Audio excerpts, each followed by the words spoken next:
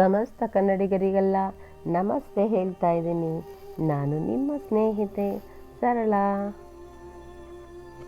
ಈಗ ನಾವು ಹೋಗ್ತಾ ಇರುವಂಥ ಕ್ಷೇತ್ರ ಏನು ಅಂದರೆ, ಇದು ಸಮುದ್ರ ಮಟ್ಟದಿಂದ ಸುಮಾರು 3221 ಅಡಿ ಎತ್ತರದಲ್ಲಿದೆ. ಈ ಕ್ಷೇತ್ರಕ್ಕೆ 2000 ವರ್ಷಗಳ ಹಿಂದಿನ ಇತಿಹಾಸ ಇದೆ. ಈ ಕ್ಷೇತ್ರನ ಸಾಕ್ಷಾತ್ ಶಿವನೇ ಸ್ಥಾಪಿಸಲ್ಪಟ್ಟ ಅಂತ ಹೇಳ್ತಾರೆ. ಈ ಕ್ಷೇತ್ರದ ಮೊದಲ ದೇವರು ಗಂಗಾಧರೇಶ್ವರ. ಈ ದೇವರು ಇಲ್ಲಿ ಸ್ಥಾಪಿಸಲ್ಪಟ್ಟಿರುವ ಈ ಕ್ಷೇತ್ರದ ಕ್ಷೇತ್ರ ಪಾಲಕ ಕಾಲಭೈರವ. ಈ ಕ್ಷೇತ್ರದಲ್ಲಿ ಮೊದಲ ಪೂಜೆ ನಡೆಯೋದು ಕಾಲಭೈರವನಿಗೆ ಅಂತಲೇ ಹೇಳಬೇಕು, ಯಾಕಂದರೆ ಈತನೇ ಕ್ಷೇತ್ರ ಪಾಲಕ ಅಲ್ವಾ. ಹಾಗಾಗಿ ಇಲ್ಲಿ ಮೊದಲು ತುಂಬ ದೊಡ್ಡದಾದಂಥ ಗುಡಿ ಏನಿರಲಿಲ್ಲ, ತುಂಬ ಸಣ್ಣ ಗುಡಿ ಇತ್ತಂತೆ. ಆದರೆ ಚೋಳರ ಕಾಲದಲ್ಲಿ ಈ ಕಾಲಭೈರವ ದೇವಸ್ಥಾನನ ಸ್ಥಾಪನೆ ಮಾಡಿರೋದು ಅಂತ ಹೇಳ್ತಾರೆ. ಮೊದಲಿಗೆ ಈ ಕ್ಷೇತ್ರ ಇರೋದು ಮಂಡ್ಯ ಜಿಲ್ಲೆ, ನಾಗಮಂಗಲ ತಾಲೂಕು. ಬೆಂಗಳೂರಿಂದ ಬರಬೇಕು ಅಂದರೆ ಈ ದೇವಸ್ಥಾನಕ್ಕೆ 113 ಕಿಲೋಮೀಟರ್ ದೂರದಲ್ಲಿದೆ. ಬೆಂಗಳೂರು ಹಾಸನದ ಮಾರ್ಗವಾಗಿ ಹೋಗುವಾಗ ಕುಣಿಗಲ್ ಮಾರ್ಗವಾಗಿ ನಾವು ಬಂದರೆ ಮುಖ್ಯ ರಸ್ತೆಯಿಂದ ಕೆಲವೇ ಮೈಲಿಗಳ ದೂರದಲ್ಲಿ ಈ ದೇವಸ್ಥಾನ ಸಿಕ್ಬಿಡುತ್ತೆ. ಬೆಳ್ಳೂರಿಂದ ಬರೋದಾದರೆ ನಮಗೆ ಒಂದು 3-4 ಕಿಲೋಮೀಟ್ರ್ ದೂರದಲ್ಲಷ್ಟೇ ಸಿಕ್ಬಿಡುತ್ತೆ. ಬೆಳ್ಳೂರು ಕ್ರಾಸಿಂದ ಆದರೆ ಒಂದು 7-8 ಕಿಲೋಮೀಟ್ರ್ ದೂರದಲ್ಲಿ ಈ ದೇವಸ್ಥಾನ ಸಿಗುತ್ತೆ. ಈ ದೇವಸ್ಥಾನ ಯಾವುದು ಅಂತ ನಿಮ್ಗೆ ಈಗಾಗಲೇ ಗೊತ್ತಾಗಿರ್ಬೋದು ಅಂದ್ಕೊಂಡಿದ್ದೀನಿ. ಅದೇ ಆದಿಚುಂಚನಗಿರಿ ದೇವಸ್ಥಾನ. ಈ ದೇವಸ್ಥಾನ ಬೆಳಗ್ಗೆ 5ರಿಂದ 8 ಗಂಟೆ, ರಾತ್ರಿ 8 ಗಂಟೆ ತನಕ ತೆಗೆದಿರುತ್ತೆ. ಇಲ್ಲಿ ಮೆಟ್ಲು ಹತ್ಕೊಂಡು ಬರೋದಕ್ಕೂ ಕೂಡ ಅವಕಾಶ ಇದೆ. ಇದು 200 ಮೆಟ್ಲುಗಳು ಇದೆ ಈ ದೇವಸ್ಥಾನಕ್ಕೆ. ಮೆಟ್ಲು ಹತ್ತಕ್ಕಾಗಲ್ಲ ಅನ್ನೋಂಥವ್ರು ಹೀಗೆ ಡೈರೆಕ್ಟಾಗಿ ನಾವು ವೆಹಿಕಲಲ್ಲೇ ಬಂದ್ಬಿಡ್ಬೋದು. ಬೆಟ್ಟದ ಮೇಲೆ ತನಕ ವೆಹಿಕಲ್ ಬರಬೇಕಾದ್ರೆ ಇಲ್ಲಿ ಧೂಪ ಹಾಕ್ಸೋರು ಇರ್ತಾರೆ. ನಾವು ಧೂಪ ಹಾಕಿ ಬರೋವಂಥದ್ದು ವಾಡಿಕೆ ಆಗಿರುತ್ತೆ. ಮೇಲೆ ಬಂದಾಗ ದೇವಸ್ಥಾನದ ಬಾಗಿಲು ನಮಗೆ ಹಿಂದಿನದಾಗಿರೋದೇ ಕಾಣುತ್ತೆ. ಅದೇ ಅದರ ಹಿಂದ್ಗಡೆಯಿಂದ ಹೋದರೆ ಮಾತ್ರ ನಮಗೆ ದೇವಸ್ಥಾನದ ಹೆಬ್ಬಾಗಿಲು ಕಾಣೋದು. ನೋಡಿ, ಇದೆಲ್ಲ ಸೈಡಲ್ಲಿ ಇನ್ನೂ ರಿನೋವೇಷನ್ ಕಟ್ತಾ ಇದ್ದಾರೆ, ಅದರದ್ದು ಕಾಮಗಾರಿ ನಡೀತಾ ಇದೆ. ಈ ದೇವಸ್ಥಾನದ ಶಿಲ್ಪಕಲೆ ಮಾತ್ರ ತುಂಬಾ ಅದ್ಭುತವಾಗಿದೆ. ಇನ್ನೂ ದೇವಸ್ಥಾನಗಳು ಬೆಳೀತಾನೆ ಇದೆ. ನೋಡಿ, ಇಲ್ಲೆಲ್ಲ ಕಾಣಿಸ್ತಾ ಇರೋದು ವಾಸ್ತುಶಿಲ್ಪ ಆಗಲಿ, ವಿಸ್ತಾರನೆ ಆಗಲಿ, ವಿನ್ಯಾಸನೆ ಆಗಲಿ, ಕಣ್ಣಿಗೆ ಮನೋಹರವಾಗಿದೆ ಈ ದೃಶ್ಯ ಎಲ್ಲ. ಇಲ್ಲಿ ನೋಡಿ, ಅಂಗಡಿಗಳು ಎಲ್ಲ ನೀವು ನೋಡ್ಬೋದು. ಪ್ರಸಾದಾಲಯ ಎಲ್ಲ ಕಾಣುತ್ತೆ ಇಲ್ಲಿ ನಿಮಗೆ. ದೇವಸ್ಥಾನದ ಹೆಬ್ಬಾಗಿಲು ನೋಡ್ತೀರಾ ಅಂತಂದರೆ ಸಿಕ್ಕಾಪಟ್ಟೆ ಎತ್ತರವಾಗಿದೆ. ಇದು ಏನೋ ಆನೆನೇ ಒಳಗಡೆ ನುಗ್ಗಿಸ್ತಾರೇನೋ ಅನ್ನೋಷ್ಟು ದೊಡ್ಡದಾಗಿದೆ. ಒಳಗಡೆ ರಥ ಕೂಡ ಇದೆ, ನೋಡ್ಬೋದು. ನಾವು ಹೋದಾಗಲೂ ಒಂದು 3-4 ರಥ ನೋಡಿ, ಇಷ್ಟು ದೊಡ್ಡದಾಗಿ ಕಾಣ್ತಾ ಇದೆ ಬಾಗಿಲು. ಗೋಪುರನೂ ಅಷ್ಟೇ ತುಂಬಾ ಎತ್ತರವಾಗಿದೆ. ರಥಗಳು ಕೂಡ ಅಲ್ಲಿ ನಾವು ಹೋದಾಗ ಇತ್ತು. ಈ ದೇವಸ್ಥಾನ ನಾಥ ಪರಂಪರೆಯವರು ನಿರ್ಮಿಸಿದ್ದಾರೆ. ಇಲ್ಲಿ ಮೊದಲಿಗೆ ಗಣಪನ ದರ್ಶನ ಆಗುತ್ತೆ. ಈ ಗಣಪ ಎಷ್ಟು ಎತ್ತರ ಇದ್ದಾನೆ ಅಂದರೆ 18 ಅಡಿ ಎತ್ತರದಲ್ಲಿದೆ.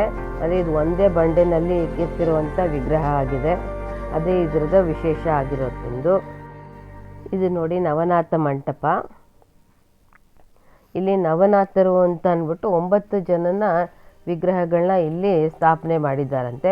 ಸಾಧಾರಣವಾಗಿ ಇದು ತೆಗ್ದಿರೋಲ್ಲ, ಅಂದರೆ ಬೆಳಗ್ಗೆ 7ರಿಂದ 8 ಗಂಟೆ ತನಕ ಮಾತ್ರ ತೆಗ್ದಿರ್ತಾರೆ ಅಂತ ಕೇಳಲ್ಪಟ್ವಿ. ಈ ನವನಾಥರು ಅವರ ಮುಖ್ಯ ಕೇಂದ್ರ ಸ್ಥಾನ ಇರೋದು ರಾಜಸ್ಥಾನದಲ್ಲಿ. ಅದು ದಕ್ಷಿಣ ಭಾರತದಲ್ಲಿ, ನಮ್ಮ ಕರ್ನಾಟಕದಲ್ಲಿರೋದು ನಮಗೊಂಥರ ಹೆಮ್ಮೆನೆ. ಈ ಮಂಟಪವನ್ನು ರಾಜಸ್ಥಾನದ ಸ್ಯಾಂಡ್ ಸ್ಟೋನ್ ಅಂತ ಇರುತ್ತಲ್ಲ, ಅದರಿಂದನೇ ನಿರ್ಮಿಸಲ್ಪಟ್ಟಿದೆ. ಇದನ್ನು ಅಲ್ಲಿ ರಾಜಸ್ಥಾನದ ಖ್ಯಾತ ಶಿಲ್ಪಿಯಾದ ಹರ್ಷದ್ ಬಾಡ ಅನ್ನೋರು 3 ವರ್ಷಗಳ ಸತತವಾದ ಪ್ರಯತ್ನದಿಂದ ಕಟ್ಟಿದಾರಂತೆ. ಇಲ್ಲಿ ಸ್ಥಾಪಿಸಲ್ಪಟ್ಟಿರೋ ನವನಾಥರು ಯಾರಪ್ಪ ಅಂದರೆ ಗೋರಖ್ನಾಥ್, ಮತ್ಸ್ಯೇಂದ್ರನಾಥ್, ಕನೇಫ್ನಾಥ್, ರೇವಣ್ಣನಾಥ್, ಗಹನಿನಾಥ್, ನಾಗನಾಥ್, ಬದ್ರಿನಾಥ, ಚರ್ಪಟನಾಥ, ಜಲಂಧರನಾಥ ಅಂತ ಹೀಗೆ 9 ಜನ ನವನಾಥರು ಸ್ಥಾಪನೆ ಮಾಡಿದ್ದಾರೆ. ಇಲ್ಲಿ ನಾವು ಹರಕೆ ಬಸವಣ್ಣನ ಕಾಣ್ಬೋದು. ಈ ವಿಶೇಷತೆ ಏನಂದರೆ, ಈ ಬಸವಣ್ಣನ ಕಿವಿನಲ್ಲಿ ನಾವು ನಮ್ಮ ಹರಕೆನ ನಿವೇದಿಸ್ಕೊಂಡ್ರೆ ಅದು ನೆರವೇರುತ್ತೆ ಅಂತ ಇಲ್ಲಿ ಜನ ನಂಬ್ತಾರೆ. ಯಾಕೆ ಅಂದರೆ ಬಸವ ಶಿವನ ವಾಹನ ಅಲ್ವಾ. ಬಸವನ ಮೂಲಕ ಶಿವನಿಗೆ ನಮ್ಮ ಹರಕೆ, ನಮ್ಮ ಬೇಡಿಕೆ ತಲುಪುತ್ತೆ. ಹಾಗಾಗಿ ಶಿವ ನೆರವೇರಿಸ್ತಾನೆ ಅನ್ನೋದು ಇಲ್ಲಿಯ ಪ್ರತೀತಿಯಾಗಿದೆ. ಇಲ್ಲಿ ಮೂಲ ದೇವಸ್ಥಾನನ ನೋಡೋದೇ ಆದರೆ ಇದು ತುಂಬಾ ಅದ್ಭುತವಾದ ಸ್ಕಲ್ಪ್ಚರಿಂದ ಕೂಡಿರುವಂಥ ದೇವಸ್ಥಾನ. ಅದು ಕಾಲಭೈರವೇಶ್ವರಂದು. ಇಲ್ಲಿ ಅಷ್ಟಾಂಗ ಭೈರವರನ್ನ ಸ್ಥಾಪನೆ ಮಾಡಿದ್ದಾರೆ. ಒಂದೊಂದು ಕಲ್ಲುಗಳನ್ನು ಅಷ್ಟು ಚೆನ್ನಾಗಿ ಕೆತ್ತನೆ ಇದೆ. ಒಂದೊಂದು ಕಲ್ಲಿನಲ್ಲೂ ಒಂದೊಂದು ಭೈರವನ್ನು ಸ್ಥಾಪನೆ ಮಾಡಿದ್ದಾರೆ. ನೋಡಿ, ನಾನು ತೋರಿಸ್ತಾ ಇದ್ದೀನಿ, ಬಟ್ ಎಲ್ಲನೂ ತೋರ್ಸೋಕ್ಕಾಗಲ್ಲ. ಈಗ 64 ಕಂಬಗಳಲ್ಲೂ 64 ಭೈರವರುಗಳು ಇದ್ದಾರಂತೆ. ಇದರಲ್ಲಿ ಒಂದೊಂದು ಬೇರೆ ಬೇರೆ ರೀತಿಯ ಹೆಸರನ್ನು ಅದರಲ್ಲಿ ಕೊಟ್ಟಿದ್ದಾರೆ. ಹಾಗೆ ಈ ಅಷ್ಟಾಂಗ 64 ಭೈರವರನ್ನ ನಾವು ನೋಡಿಕೊಂಡು ಮುಂದೆ ಹೋದರೆ ಅಲ್ಲಿ ಇನ್ನೊಂದು ಮೇಲು ಸ್ತರದಲ್ಲಿ ಇನ್ನು 12 ಭೈರವರನ್ನ ಕಾಣ್ಬೋದು ನಾವು. ಒಂದರಂತೆ ಮತ್ತೊಂದು ಇರೋದಿಲ್ಲ, ಎಲ್ಲದಕ್ಕೂ ಬೇರೆ ಬೇರೆ ಹೆಸರಿದೆ. ಜೊತೆಗೆ ಗಣಪನ ವಿಗ್ರಹ ಇದೆ, ಮತ್ತು ಪಾರ್ವತಿ ಭದ್ರಕಾಳಿ ವಿಗ್ರಹನ ಕೂಡ ನಾವು ನೋಡ್ಬೋದು. ಇಲ್ಲಿ ಕಾಲಭೈರವೇಶ್ವರನ ದೇವಸ್ಥಾನದ ಪಕ್ಕದಲ್ಲೇ ನಮಗೆ ಮಾಳಮ್ಮ ಗುಡಿನೂ ಕಾಣುತ್ತೆ. ಅಲ್ಲೂ ನಾವು ಆಶೀರ್ವಾದ ಪಡ್ಕೊಂಡು ಕೆಳಗಡೆ ಮುಂದೆ ಬಂದರೆ ಕೆಳಮಹಡಿನಲ್ಲಿ ಸ್ತಂಭಾಂಬಿಕಾ ದೇವಿನ ಇಟ್ಟಿದ್ದಾರೆ. ಅದು ವಿಶೇಷತೆ ಇಲ್ಲಿ. ಇದು ಪಾರ್ವತಿ ದೇವಿನೇ ಈ ಸ್ತಂಭಾಂಬಿಕೆಯಾಗಿ ಇಲ್ಲಿ ನೆಲೆಸಿರುವಂಥದ್ದು. ಈ ತಾಯಿಗೆ ಸೀರೆ ಮಡ್ಲಕ್ಕಿ ಮುಂತಾದಗಳ ಹರಕೆನೆಲ್ಲ ಸಲ್ಲಿಸ್ತಾರೆ. ಮತ್ತು ನಾವು ಹೋದಾಗ ಅಲ್ಲಿ ಮಂಟಪಗಳು ಇದ್ವು ನೋಡಿ. ಇದೇ ಮೂಲ ವಿಗ್ರಹ ಕಾಲಭೈರವೇಶ್ವರನ ದೇವಸ್ಥಾನದ್ದು. ಇದು ಈ ಸ್ತಂಭಾಂಬಿಕೆಗೆ ನಾವು ಹೋಗ್ತಾ ಇರೋವಂಥ ಜಾಗ. ಈ ದೇವಸ್ಥಾನಗಳ ಪ್ರಾಂಗಣ ನೋಡಿ ಎಷ್ಟು ಚೆನ್ನಾಗಿ ಕಾಣಿಸುತ್ತೆ. ಇಲ್ಲಿಂದ ಮೇಲೆ ನಾವು 216 ಮೀಟರ್ ಎತ್ತರದಲ್ಲಿ ಹೋದರೆ ಅಲ್ಲಿ ಪಂಚಲಿಂಗಗಳ ದೇವಾಲಯಗಳ ದರ್ಶನ ಕೂಡ ಆಗತ್ತೆ. ಅದು ಸ್ವಲ್ಪ ಕಠಿಣವಾಗಿದೆ. ತುಂಬ ಶಕ್ತಿ ಇರುವಂಥವ್ರು ಮಾತ್ರ ಹೋಗೋಕ್ಕಾಗತ್ತೆ. ಅಲ್ಲಿಂದನೂ ಮೇಲೆ ಇನ್ನೂ ಸ್ವಲ್ಪ ಮೇಲೆ ಹತ್ಬೋದು. ಅಲ್ಲಿ ಚಾರಣಿಗರು ಮಾತ್ರನೇ ಹತ್ತಕ್ಕಾಗತ್ತೆ ಅಂತ ಹೇಳ್ತಾರೆ. ಅದು ಸರಪಳಿನ ಹಿಡ್ಕೊಂಡು ಹತ್ತಬೇಕಾಗತ್ತೆ ಅಂತಲೂ ಹೇಳ್ತಾಯಿದ್ರು. ಒಂದು ಕಥೆ ಪ್ರಕಾರ ಶಿವನು ಇಲ್ಲಿ ಸಮೀಪದಲ್ಲಿ ಇರ್ತಕ್ಕಂಥ ಚುಂಚನಕಟ್ಟೆ ಎಂಬ ಸ್ಥಳದಲ್ಲಿ ತಪಸ್ಸನ್ನು ಮಾಡ್ತಾ ಇದ್ದಂತೆ. ಶಿವನ ತಪಸ್ಸು ಮಾಡೋದು ಸಾಧಾರಣ ಅಲ್ವಾ. ಅದು ತ್ರೇತಾಯುಗದಲ್ಲಿ ರಾಮನು ಸೀತೆಯನ್ನು ಹುಡ್ಕೊಂಡು ಅಲ್ಲಿ ಚುಂಚನಕಟ್ಟೆ ಹತ್ರ ಬರ್ತಾರಂತೆ. ನೋಡಿ, ನಾನು ಗಣಪನ ಹೇಳಿದ್ನಲ್ಲ, ಆ ಗಣಪನ ಇಲ್ಲಿ ಕಾಣ್ತಾ ಇದ್ದೀನಿ. ಚುಂಚನಕಟ್ಟೆಗೆ ಬರ್ತಾರಂತೆ. ಅಲ್ಲಿ ಶಿವ ಧ್ಯಾನಸ್ಥನಾಗಿರ್ತಾರೆ. ಆವಾಗ ಅಲ್ಲಿ ರಾಮ ಅಲ್ಲಿ ದೇವ್ರನ್ನ ಧ್ಯಾನ ಮಾಡಿಕೊಂಡಾಗ ಶಿವ ಅವನಿಗೆ ದರ್ಶನ ಕೊಟ್ಟು ಅವನಿಗೆ ಹರಿಸ್ತಾರಂತೆ. ಆ ನಂತರ ಆ ಸ್ಥಳವನ್ನು ರಾಮನಿಗೆ ಬಿಟ್ಕೊಟ್ಟು ಅವರು ಬಂದು ಇಲ್ಲಿ ಚುಂಚನಕಟ್ಟೆನಲ್ಲಿ ನೆಲೆಸಿದ್ರು ಅಂತ ಹೇಳ್ತಾರೆ. ನಾವು ಈಗಲೂ ಚುಂಚನಕಟ್ಟೆನಲ್ಲಿ ರಾಮದೇವ್ರ ದೇವಸ್ಥಾನನ ನೋಡ್ಬೋದು.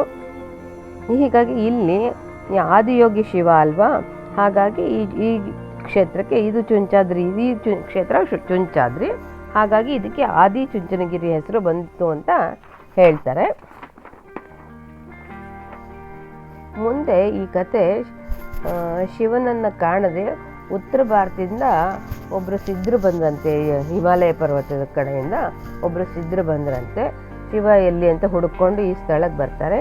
ಈ ಸಿದ್ಧರು ಶಿವನ ಕಪಾಲದಿಂದ ಜನಿಸಿದಂಥ ವಂಶಸ್ಥರು ಆಗಿರ್ತಾರಂತೆ. ಅವರು ಶಿವನಿಗೆ ದರ್ಶನ ನೀಡೋಕ್ಕೆ ಅಂತ ಈ ಕ್ಷೇತ್ರಕ್ಕೆ ಬಂದು ಕೇಳ್ಕೊಂಡಾಗ ಈ ಕ್ಷೇತ್ರದಲ್ಲಿ ನೆಲೆಸಿರ್ತಕ್ಕಂಥ ಶಿವ, ಆಯಿತು, ನಾನು ಇಲ್ಲಿ ಇಷ್ಟು ದಿನ ತಪಸ್ಸನ್ನು ಆಚರಿಸ್ಕೊಂಡು ಬಂದಿದ್ದೆ, ಇದು ನನ್ನ ಕ್ಷೇತ್ರ ಆಗಿರೋದ್ರಿಂದ ನೀವು ಇಲ್ಲಿ ಮುಂದೆ ಈ ಕ್ಷೇತ್ರನ ನಡೆಸ್ಕೊಂಡು ಹೋಗಬೇಕು ಅಂತ ಅವ್ರನ್ನ ಕೇಳ್ಕೊತಾರಂತೆ. ಹಾಗಾಗಿ ಅವರು ಸಿದ್ಧರು ಇಲ್ಲಿ ನೆಲೆ ನಿಂತರು. ಮತ್ತು ಅವರು ನಮ್ಮ ಜೊತೆ ನೀನು ಶಿವನೇ ಅವ್ರಿಗೆ ವರ ಕೊಡ್ತಾರಂತೆ, ನಿನ್ನ ಜೊತೆ ನಾನೂ ಇರ್ತೀನಿ, ಅದು ಪಂಚಲಿಂಗ ರೂಪದಲ್ಲಿ ನಾನು ಇಲ್ಲಿ ನೆಲೆಸ್ತೀನಿ ಅಂತ ಹೇಳ್ತಾರಂತೆ. ಆದ್ದರಿಂದ ಇಲ್ಲಿ 5 ಪಂಚಲಿಂಗಗಳನ್ನ ಈ ದೇವಸ್ಥಾನದ ಬೆಟ್ಟದ ಮೇಲೇ ಸ್ಥಾಪನೆ ಮಾಡಿದ್ದಾರೆ. ಅದು ಗಂಗಾಧರೇಶ್ವರ, ಮಲ್ಲೇಶ್ವರ, ಕತ್ತಲ ಸೋಮೇಶ್ವರ, ಚಂದ್ರಮೌಳೇಶ್ವರ, ಗವಿಸಿದ್ದೇಶ್ವರ ಅಂತ ದೇವಾಲಯಗಳನ್ನ ನಾವು ನೋಡ್ಬೋದು. ಇಲ್ಲಿ ಈಗ ಇರೋ ಸ್ವಾಮಿಗಳು, ಈ ಕ್ಷೇತ್ರನ, ಈ ಮಠನ ನಡೆಸ್ಕೊಂಡು ಹೋಗ್ತಾರಂಥ ಸ್ವಾಮಿಗಳು 72ನೇ ಸ್ವಾಮಿಗಳಾದಂಥ ನಿರ್ಮಲಾನಂದ ಸ್ವಾಮಿಗಳು ಯಶಸ್ವಿಯಾಗಿ ಎಲ್ಲ ಕಾರ್ಯನ ನಡೆಸ್ಕೊಂಡು ಹೋಗ್ತಾ ಇದ್ದಾರೆ. ಇವರು ಹಿಂದೆ ಇದ್ದಂಥ ಸ್ವಾಮಿಗಳು ಹೆಸರಾಂತ ಸ್ವಾಮಿಗಳೇ ಬಾಲಗಂಗಾಧರನಾಥ ಸ್ವಾಮಿಗಳು ಅಂತ ನಾವೆಲ್ಲರೂ ಕೇಳಿರ್ತಾ ಇದ್ವಿ. ಅವರನ್ನೇ. ಅವರು ತುಂಬ ಚೆನ್ನಾಗಿ ಇದನ್ನು ನಡೆಸ್ಕೊಂಡು ಹೋಗಿದ್ದಾರೆ. ಶಾಲೆ ಕಾಲೇಜು, ವೈದ್ಯಕೀಯ, ತಾಂತ್ರಿಕ ಶಿಕ್ಷಣ ಎಲ್ಲ ರೀತಿಯ ಅಭಿವೃದ್ಧಿನೂ ಇಲ್ಲಿ ಮಾಡಿದ್ದಾರೆ. ಆಸ್ಪತ್ರೆಗಳು ಮಾಡಿದ್ದಾರೆ, ಹಾಸ್ಟೆಲ್ಗಳು ಮಾಡಿದ್ದಾರೆ, ಎಲ್ಲನೂ ನಡೆಸ್ಕೊಂಡು ಹೋಗ್ತಾ ಇದ್ದಾರೆ. ಈ ಕ್ಷೇತ್ರದ ಮತ್ತೊಂದು ಕಥೆ ಪ್ರಕಾರ ಇಲ್ಲಿ ಚುಂಚ ಮತ್ತು ಕುಂಚ ಎಂಬ ರಾಕ್ಷಸರು ನೆಲೆಸಿದ್ರು. ಇವರು ಉಪಟಳ ಜಾಸ್ತಿ ಆಗಿರೋದ್ರಿಂದ ಅವರು ಈಶ್ವರನ ಬೇಡ್ಕೊಂಡಾಗ ಇಲ್ಲಿ ಪ್ರತ್ಯಕ್ಷ ಆಗಿ ಕಾಲಭೈರವನಾಗಿ ಇಲ್ಲಿ ಇವ್ರನ್ನ ಸಂಹಾರ ಮಾಡಿದ್ರು ಅಂತ ಹೇಳ್ತಾರೆ. ಹಾಗಾಗಿ ಇದಕ್ಕೆ ಕಾಲಭೈರವೇಶ್ವರನ ಸಾನ್ನಿಧ್ಯ ಇರೋದು ವಿಶೇಷತೆ ಆಗಿದೆ. ಈಗ ನೀವು ನೋಡಿದ್ರಲ್ಲ ಒಂದು ಕಲ್ಲು, ಅದು ಬಸವೇಶ್ವರನ ಕಲ್ಲಾಗಿರುತ್ತೆ. ಅದು ಎತ್ತುವ ಬಸವೇಶ್ವರ ಅಂತ ಹೇಳ್ತಾರೆ. ಅದಕ್ಕೆ ಅಲ್ಲಿ ಏನಾದ್ರು ನಾವು ಸಂಕಲ್ಪ ಮಾಡಿಕೊಂಡು ಆ ಕಲ್ಲನ್ನ ಎತ್ತಿದ್ರೆ ಆ ಕಲ್ಲು ಹಗುರವಾಗಿ ಮೇಲ್ಗಡೆ ಬರುತ್ತಂತೆ. ನಮ್ಮ ಆ ಕಾರ್ಯ ನೆರವೇರಲ್ಲ ಅನ್ನೋದಾದರೆ ಅದು ಸುಲಭವಾಗಿ ಮೇಲೆ ಬರಲ್ಲ ಅನ್ನೋದು ಇಲ್ಲಿ ಜನರ ಪ್ರತೀತಿ ಆಗಿದೆ. ದೇವಸ್ಥಾನ ಬೆಳಗ್ಗೆ 8 ದೇವಸ್ಥಾನದಲ್ಲಿ ಪ್ರಸಾದ ವ್ಯವಸ್ಥೆ ಬೆಳಗ್ಗೆ 8ರಿಂದ ಸಂಜೆ 4 ತನಕ ಪ್ರತಿದಿನವೂ ಇಲ್ಲಿ ಸಂಜೆ ಪ್ರಸಾದ ಇರುತ್ತೆ. ಇಲ್ಲಿ ಸುಂದರವಾದಂಥ ಒಂದು ಕಲ್ಯಾಣಿ ಕೂಡ ಇದೆ. ಹಾಗೆ ಈ ಪೀಠಕ್ಕೆ ಜ್ವಾಲಾಪೀಠ, ಆದಿಪೀಠ, ಹುಲಿಗದ್ದಿಗೆ ಅಂತಲೂ ಕೂಡ ಇಲ್ಲಿ ಕರೀತಾರಂತೆ. ವರ್ಷಕ್ಕೆ 3 ಬಾರಿ ಇಲ್ಲಿ ವಿಶೇಷವಾದಂಥ ಹಬ್ಬನ ಆಚರಣೆ ಮಾಡ್ತಾರೆ. ಗಂಗೆ ಪೂಜೆ ಮಾಡಬೇಕು ಅಂತ ಹೇಳಿದ್ರೆ ನಾವು ಆ ಕಲ್ಯಾಣಿಗೆ ಹೋಗಿ ಪೂಜೆನ ಮಾಡಿ ಬರ್ಬೋದು.